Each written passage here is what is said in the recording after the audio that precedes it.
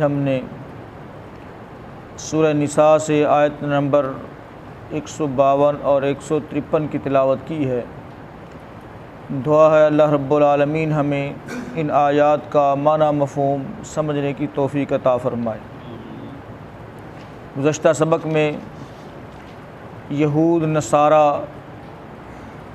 جو اللہ کے احکامات کی من مرضی کی تشریح کر کے اور ان احکامات کو جو ان کی طبیعت کے خلاف ہیں، جو ان کے مزاج کے خلاف ہیں، ان کو بائی پاس کرتے ہیں، اللہ اور اس کے رسول کے بتائے ہوئے طریقے سے ہٹ کر ایک نیا طریقہ ایجاد کرتے ہیں۔ اس پر اللہ رب العالمین نے سرزنش کی اور ان کے لیے سزا کا اعلان کیا۔ اب جو صراط مستقیم پر ہیں، جو سیدھی راہ پر ہیں،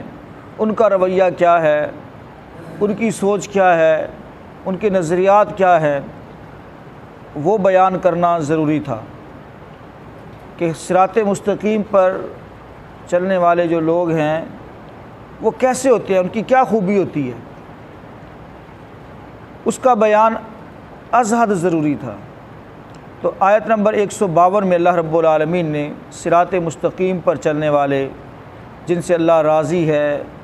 جن کی یہ دنیا بھی بہتر اور آخرت بھی بہتر، ان کی خوبیوں کو بیان فرمایا۔ ترجمہ دیکھیں گے پھر بات سمجھ آئے گی۔ فرمایا والذین، وہ لوگ، آمنوا، جو ایمان لائے، باللہ، اللہ پر، ورسلہ، اور اس کے رسولوں پر، یعنی تمام رسولوں پر۔ یہ نہیں ہے کہ کسی ایک پر جس پر دل چاہا، یا صرف جو ان کی طرف آیا ہے باقی سب کا انکار، ایسی بات نہیں ہے۔ وہ اللہ پر ایمان لاتے ہیں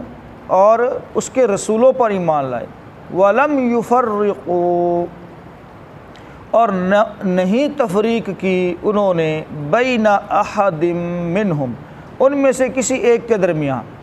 یعنی انبیاء میں سے کسی ایک کے درمیان کوئی تفریق نہیں کی، سب کو مانتے ہیں، سب کو مانتے ہیں۔ اولئک، یہی لوگ ہیں، سوف یؤتیہم، ان قریب دیں گے ہم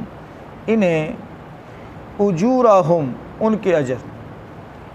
وکان اللہ، اور ہمیشہ سے ہے اللہ، غفور الرحیم، بے حد بخشنے والا، نہایت مہربان۔ اللہ رب العالمین ان کو ان کے اجر عطا کرے گا، اور یہ اجر کتنا ہوگا، کیسا ہوگا، دنیا میں ہوگا، آخرت میں ہوگا، اس کی گہرائی کے اندر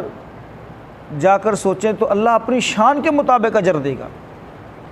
اور اللہ کی شان کیا ہے؟ وہ دنیا میں بھی دے سکتا ہے، آخرت میں بھی دے سکتا ہے، اس کے لیے کوئی مشکل نہیں۔ فرمایا یسألوک، اگلی آیت میں اللہ رب العالمین نے یہود و نصارہ، جنہوں نے اپنے اپنے وقت کے نبی کو پریشان کیا، تنگ کیا، اب تو دعویٰ کرتی ہیں نا ان کی اولادیں کہ ہم بڑے ماننے والے ہیں، ہم نے بڑی اطاعت کی ہے انبیاء کی، ہم آسمانی دین پر صحیح سے چلنے والے ہیں، جب کہ اللہ تعالیٰ نے ان کے اس دعوے کی کلی بھی کھول دی ہے کہ کتنی تم نے اطاعت کی، کتنی فرما برداری کی، ذرا دیکھو تو صحیح۔ فرمایا یسألوک، سوال کرتے ہیں آپ سے، اہل الکتابی، اہل کتاب، ان، یہ کہ تنزل، نازل ہو، اترے، علیہم، ان کے اوپر، کتاباً، کوئی کتاب، من السماء، آسمان سے، یعنی وہ آپ کے پاس آ کر اپنی اطاعت فرما برداری کا دعویٰ اس شرط کے ساتھ کرتے ہیں کہ اگر کوئی آسمانی کتاب نازل ہو مجلد شکل کے اندر، صحیفے کی شکل کے اندر، تو ہم تو پہلے ہی انبیاء کی اولاد ہیں، ہم تو پہلے ہی آسمانی دینوں کی بڑی قدر کرتے ہیں، اللہ کی اطاعت کرتے ہیں، لہٰذا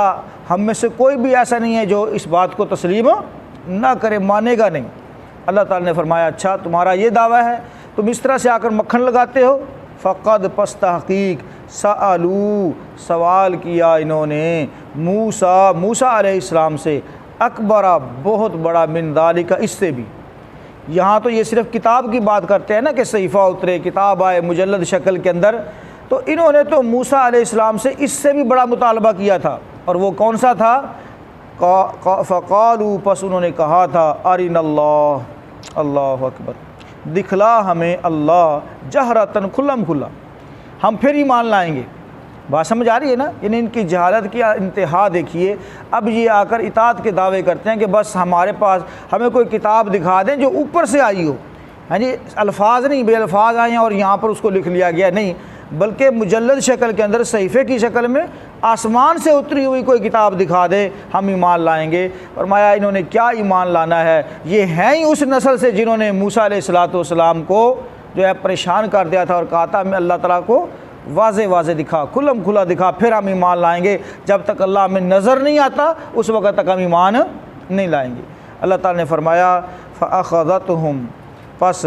پکڑ لیا ان کو، الصَّاعِقَةُ، بجلی نے، بِظُلْمِهِمْ، ان کے ظلم کی وجہ سے۔ صاحب ظاہر ہے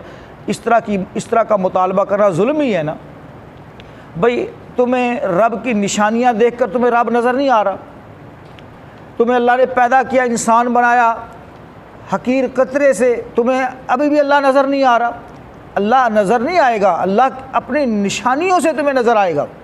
اس کی نشانیوں کو دیکھو، اور اس کی نشانیاں کیا ہیں؟ یہ بغیر ستونوں کے کھڑا آسمان ہے، یہ اتنی لمبی چوڑی زمین ہے، اس کے اوپر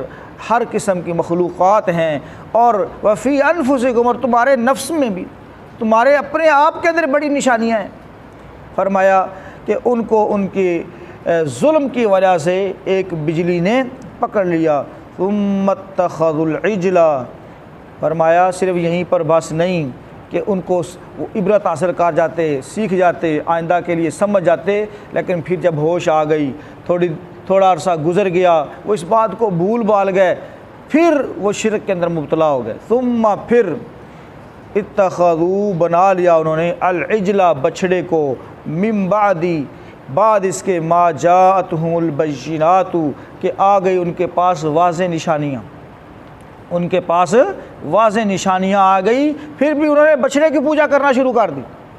گائے کے پجاری بن کر بیٹھ گئے۔ فعفونا، پس درگزر کیا ہم نے، عن ذالک، اس سے، ان کے اس کرتوت سے، پھر بھی ہم نے کیا کر دیا؟ ان سے درگزر کیا۔ یعنی انہوں نے مطالبہ کیا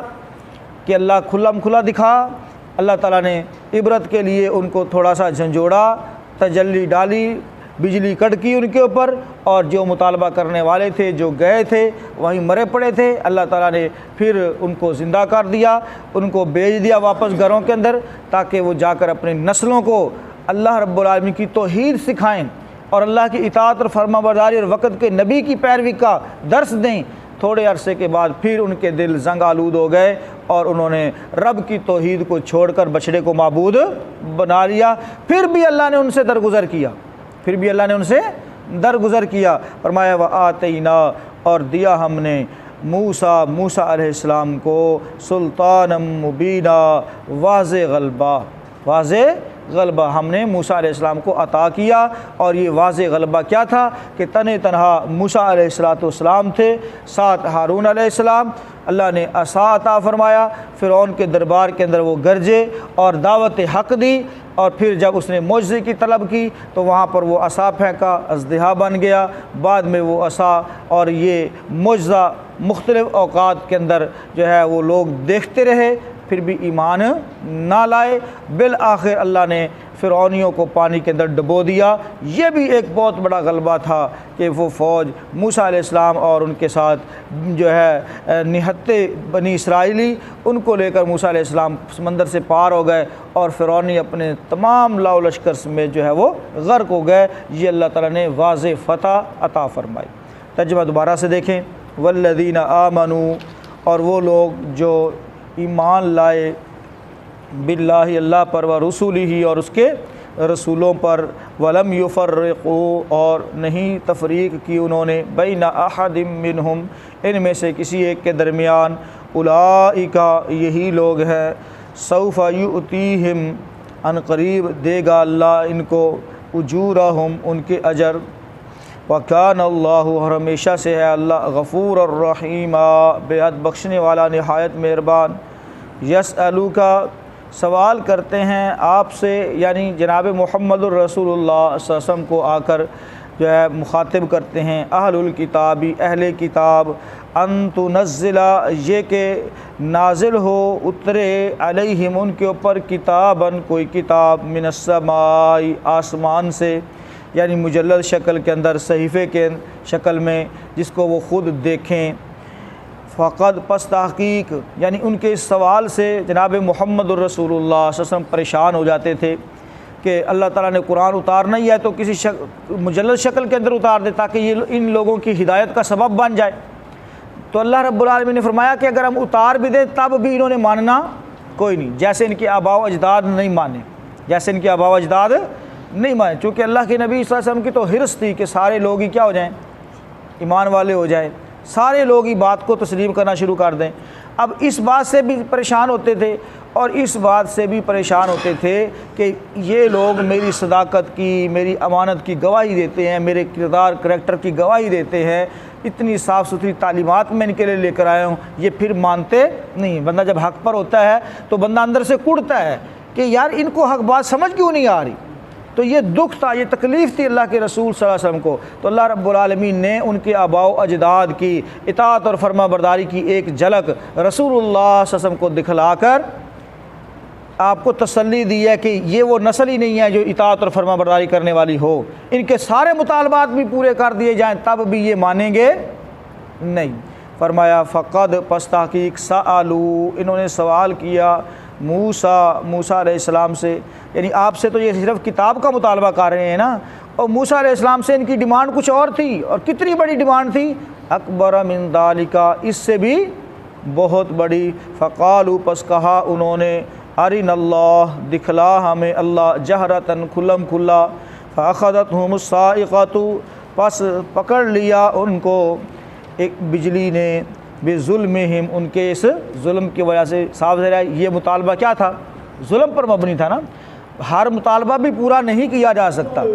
اللہ تعالیٰ کر سکتا ہے، اس کے اندر شک نہیں، لیکن ایسا مطالبہ جو ظلم پر مبنی ہو وہ تو ہرگز بھی پورا نہیں کیا جا سکتا۔ ثم اتخذوا العجل، پھر بنا لیا انہوں نے بچڑے کو معبود، من بعد ما جاءتهم البینات، بعد اس کے کہ ان کے پاس آگے واضح نشانیاں آ چکی تھی۔ فعفونا عن ذلک، تو ہم نے ان سے درگزر کیا، وآتینا موسیٰ سلطانا مبینا، اور ہم نے موسیٰ علیہ السلام کو واضح غلبہ عطا کیا۔ محترم بھائیو، اطاعت اور فرما برداری یہ غیر مشروط ہی بندہ کر سکتا ہے۔ اگر شرطیں لگا کر اطاعت کرنی ہو، فرما برداری کرنی ہو، پیچھے چلنا ہو، تو اس اطاعت اور فرما برداری کا کوئی نہ مزہ ہے اور نہ ہی وہ کوئی پائیدار چیز ہے۔ اطاعت اور فرما برداری یہ غیر مشروط ہے، جس طرح سے وہ شرطیں لگاتے ان کے آباء و اجداد اور پھر ان کی نسل کے اندر یہی عادت برقرار رہی۔ تو اللہ رب العالمین نے اطاعت اور فرما برداری کے لیے کسی قسم کی کنڈیشن، کوئی شرط لاگو کر کے کہ بندہ پھر اطاعت کرے گا، اس اطاعت کو اطاعت قرار ہی نہیں دیا۔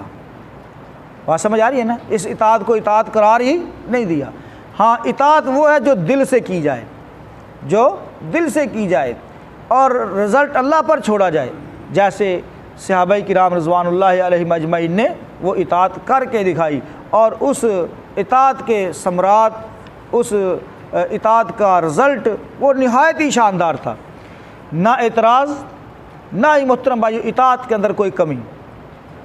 ہمارے ہاں دین پر چلنا ہو تو ہم اس طرح سے، جس طرح کسی کے اوپر منت نہیں لگا رہے ہوتے، احسان جتلا رہے ہوتے ہیں، تو صحابہ کرام اس کو اعزاز سمجھ کر کرتے تھے۔ اطاعت فرما برداری، دین کے مطابق زندگی بسر کرنا،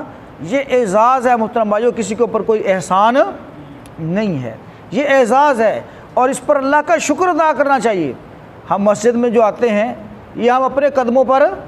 نہیں آتے، یہ اللہ کا احسان ہے، یہ اس کی دی ہوئی توفیق ہے۔ ہم رمضان کے روزے رکھتے ہیں تو ہم اپنی طاقت کی وجہ سے نہیں رکھ سکتے،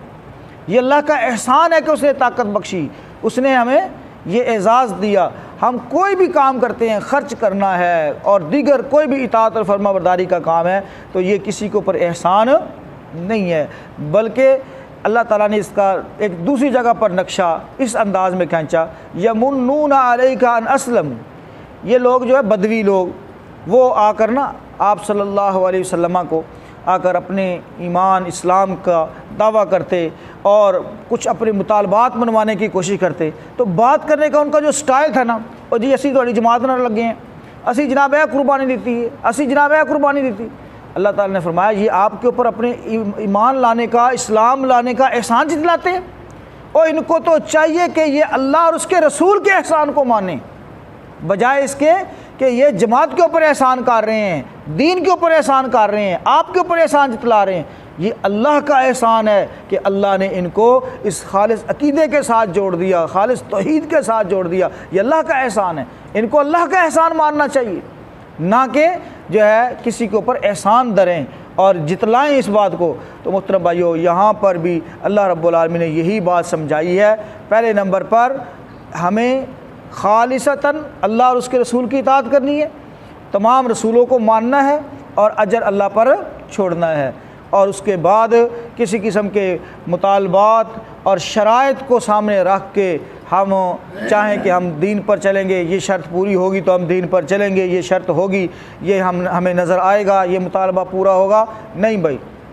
اطاعت اور فرما برداری وہ غیر مشروط ہے۔ اللہ تعالیٰ سے دعا کرتے ہیں اللہ رب العالمین بات کو سمجھنے کی توفیق عطا فرمائے، جب تک زندہ رکھے اسلام پر، جب موت دے تو شہادت اور ایمان کی موت سے نوازے۔ دیکھ لیجیے ان آیات کو جو